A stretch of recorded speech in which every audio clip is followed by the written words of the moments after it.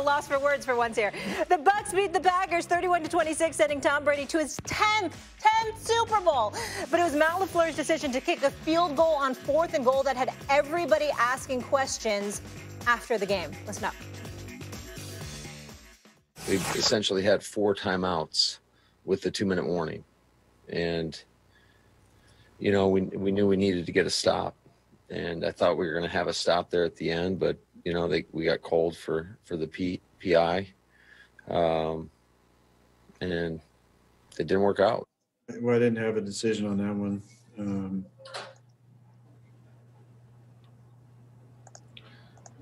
Yeah, that wasn't my decision. I thought maybe we're going to have 4 chances to go.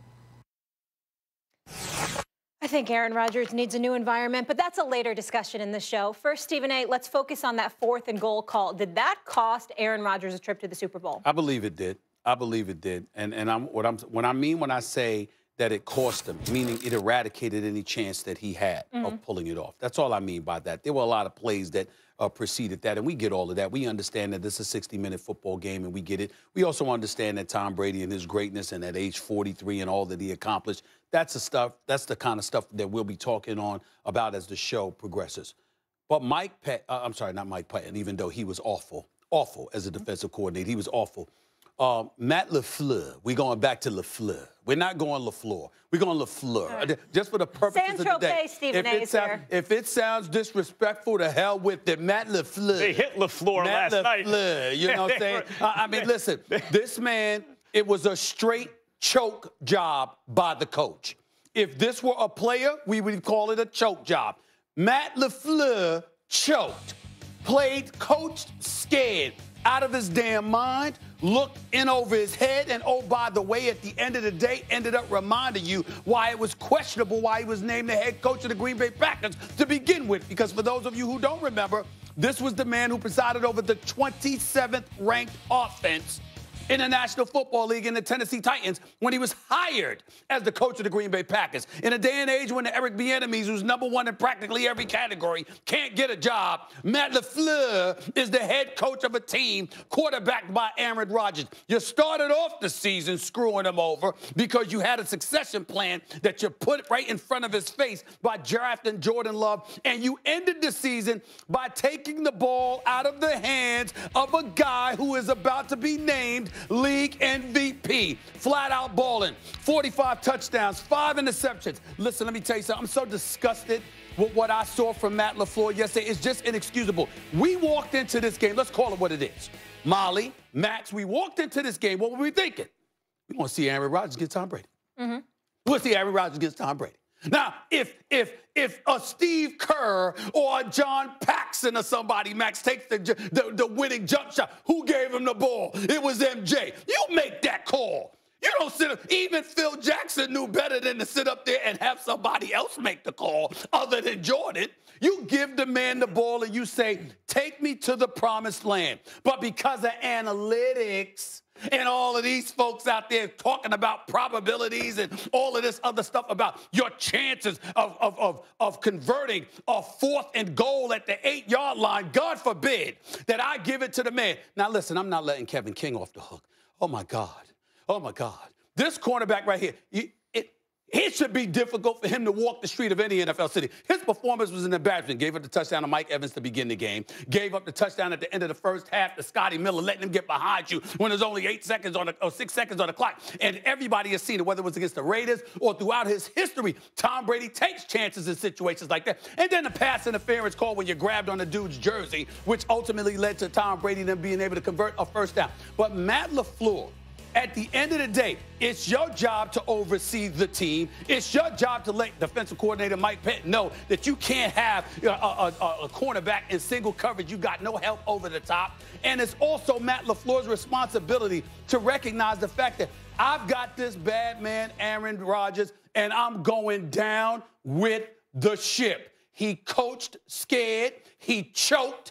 And at the end of the day, this will be a lasting memory as far as I'm concerned. I got more to say, but the floor is yours. He did choke. He absolutely choked. If by he you mean Aaron Rodgers, why are you trying to shift the blame off of Aaron Rodgers? Read my lips. Aaron Rodgers choked. Whoa. Aaron Rodgers choked. I haven't heard anybody say that. Here's the bottom line. He and Tom Brady were playing each other, and there was enormous legacy on the line. Enormous. Because people like me, and I really believe, like, I'm shocked that it went down the way it did. Thought, come on, everyone knows Rodgers is better than Brady. Talk to anyone who's played against either guy. They're like, of course Rodgers is better. Rodgers has all the decision-making plus much more talent. Brady was going to be great wherever he was, but lucky that he was with Belichick. And I don't care how loaded the Bucs are. Brady went to 9 Super Bowls with Belichick, barely lost 3 of them. And then goes to Tampa, and I don't care how loaded they are. He's in the Super Bowl again, year 1. Belichick was 7-9.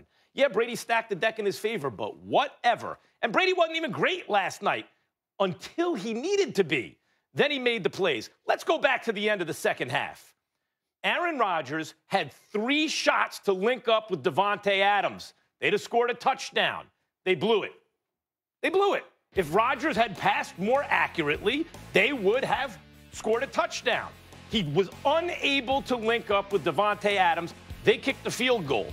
That also led to a decision to go for an extra point instead of just, kicking a point, right?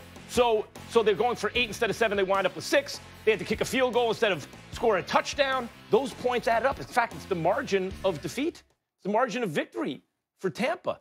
But that's at the end of the half. Remember how Brady responded? Took him right down the field and threw a touchdown pass. Now, what happened late in the game on the play you're talking about with LaFleur? You're trying to somehow shift the blame to LaFleur. Oh, he shouldn't have kicked the field goal. Yeah, he shouldn't have kicked the field goal. Of course, they should have gone for it. What happened on the previous play? Aaron Rodgers had daylight. He would have run it in for a touchdown. Worst case scenario for the Packers, they'd have got him on the 1-yard line. You know what would have happened? LaFleur would have gone for it. If they were on the 1-yard line, LaFleur, if it's 4th and goal, LaFleur goes for it. They weren't. Rodgers made a bad decision. Rodgers is better than Tom Brady in every single aspect of the game up until it matters most.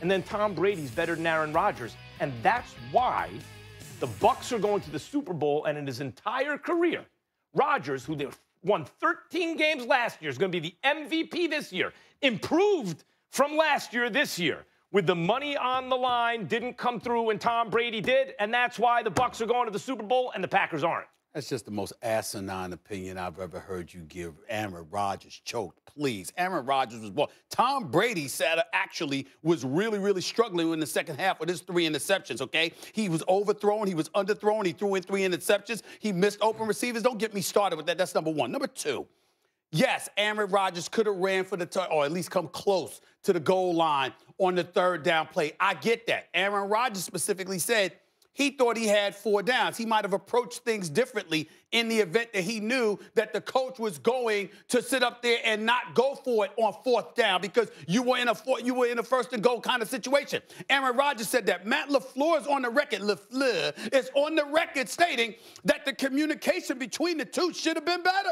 He sat up there and said he should have let him know. He should have made him recognize the kind of mindset that he had. So he wasn't communicating with his quarterback, just like he wasn't communicating with his offensive coordinator when he sat up there and left Kevin King alone, getting burnt all day, just schooled. You're going to sit up there and leave him in single coverage with no help over the top, with 6 seconds left in the half with Tom Brady as your quarterback. And then the most egregious part of it all, the 4th and goal play where you took the ball out of Aaron Rodgers' hands. Why do you do that, Max Kellerman? Let's dissect that for 1 second here. He's a 6-time champion. He's been to 9 Super Bowls. The dude's record, his play in the clutch, which Molly could articulate just as well as anybody, okay, is well chronicled. You sit up there and take the ball out of Aaron Rodgers' hands with 2 minutes and 5 seconds left because you want your defense to prevent Tom Brady from getting a 1st down. Not driving down the field for a tying touchdown. Not driving down the field needing a field goal. All he needed was a 1st down. And you're going to sit up there and hand Tom Brady the ball back when all he needs is a first down? Do you have any idea how dumb that is on Matt LaFleur's part? I agree, but if not for the PI call, they would have stopped them. And by the way, they missed the holding call on Wirfs on the same play. If not for the PI call, the guy would have caught the pass because the reason he didn't catch the pass. I don't even know if that was catchable. Excuse me, you could say that, but again, the guy's jersey was yanked. And that on the same play, Wirfs held the defender. The right tackle held the defender. And I know some people on Twitter are going, no, he didn't actually hold because there's a rule in place that if you get under... No. If you looked at the whole play, Wirfs hooked him early, rode him the whole way. It was textbook holding. Okay. And they didn't call that. But I'm not looking to blame a play or a call or a missed call. I'm not looking to blame a coach. I gave you a litany of examples of how the coach coached this game. I'm not looking to blame a coach. Whatever you say that cuts this way and that way, Rodgers had chances in this game where he didn't come through and Tom Brady did, period. Listen, Aaron Rodgers sat up there. He threw, what was it for, 300-plus yards. The brother was throwing dimes all afternoon long. Now, there was 2 3-and-outs in the third quarter. Obviously, you got to hold him accountable for that. You at the goal line, you got to convert. I understand that, okay? He should have ran on that ensuing play, that third. Right. Absolutely. Listen, that's one play. I gave you a litany of items where Matt LaFleur, whether it's your defensive coordinator, the decisions that was being made, or him. How about the series with Adams right before the first half? Scared. That's what he did. The difference in the game, he had 3 shots in the red zone at Devontae Adams. He missed them all 3 times. They were unable to hook up. At one point, a pass got batted down. On the other side, Tom Brady took him right down the field and scored a touchdown. There is so much to talk about today. I am so excited for this entire show. Let's keep